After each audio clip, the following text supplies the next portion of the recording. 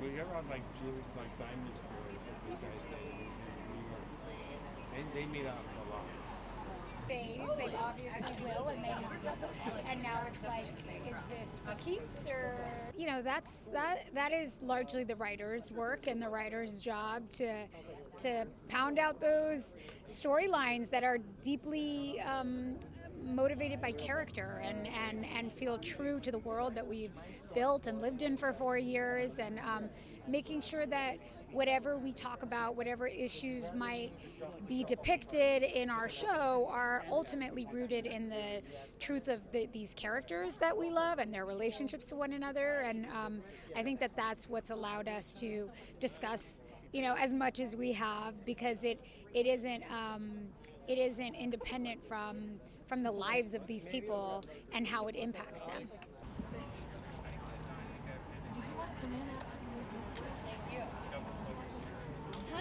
You know, we've established that this store exists in the world that everyone is really living in, and so it would almost feel disingenuous not to address the things that are happening in the world, the things that are affecting everybody in this country and around the world.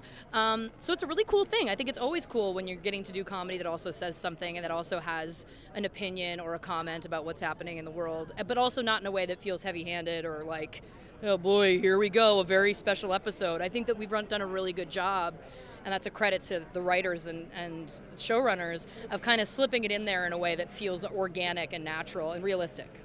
Yeah, I mean, the last season ended with Nico Santos' character being detained by ICE. Reading that in a read-through, what was the response to that? Oh, America and I burst into tears at the end of that script. We were just like, oh my gosh, are we really doing this? This feels impossible. But it was one of those things where, you know, I think that that's such a huge issue that's going on in this country right now, and it doesn't necessarily touch everybody personally. I think there's a disconnect for a lot of people, and if watching a television show where a character that you've come to love over the course of 4 seasons has gone through something like that, and that maybe made you kind of think about that as an issue and how it affects people, and that these are real people's lives that are being torn apart, I think that that's a really cool thing, and I think it's important and nice that we got to address it. Not my parents to talk like that's my mom and dad. I get off the phone with them and I end up talking like this too. So Was that something you had to like work on? And I think that people tune into our show because we do deal with these real issues, and there are very real characters that are living out lives that a lot of people in this country are. And this whole immigration thing, it's like we all know, you know, undocumented people. So even that storyline is something that's very relatable, I imagine, to a lot of people. And so, yeah, we just don't shy away from what's really going on, I think. You know, I don't know how much of a line there is in comedy, but there is a line for your audience. And, you know, if your audience rejects the kind of comedy that you think that you're doing, you got to listen to that. You know, so, you know, this is America. You can say whatever you want. Comedians can say whatever they want to do and make whatever kind of jokes they think are jokes. But if they get a reaction that's real and honest from the audience and it's rejected, you got to deal with that. And you got to step back and figure out what it is you're doing. And if you want to keep doing comedy, you got to try to create better comedy for your audience. Okay, so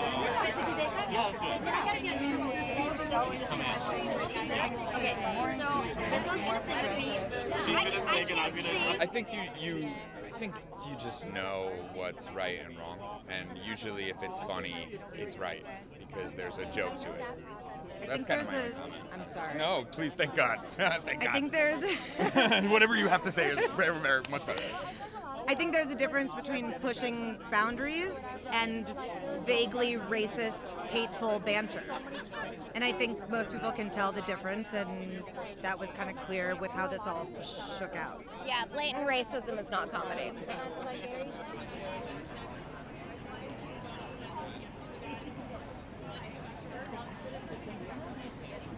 Yeah, I think at the end of the day, it's about respect, you know. I'm so glad we've matured to the point where we're like, that's not okay, you know. And a show like this showcases different races, different ethnicities, and not only us, but also the writers and the creators behind the show are very diverse, you know, immigrants or children of immigrants. So I'm glad that we have a show that's authentic and that respects each other, you know, our backgrounds, but at the same time, our authenticity. So it's a show that's about ex-city councilman Calvin.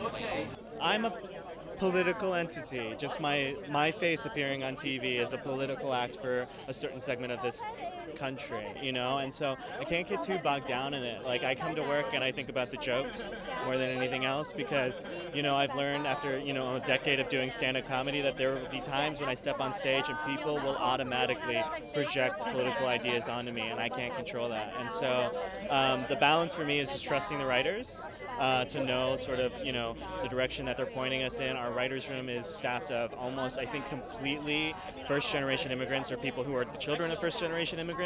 And so, that was really comforting for me, you know. Going into this show, I didn't want to be just sort of like the diverse face of a room full of white guys writing stories that they had no idea what they were talking about. And so I feel very trusting of sort of the direction that we're going. Back in NBC'S.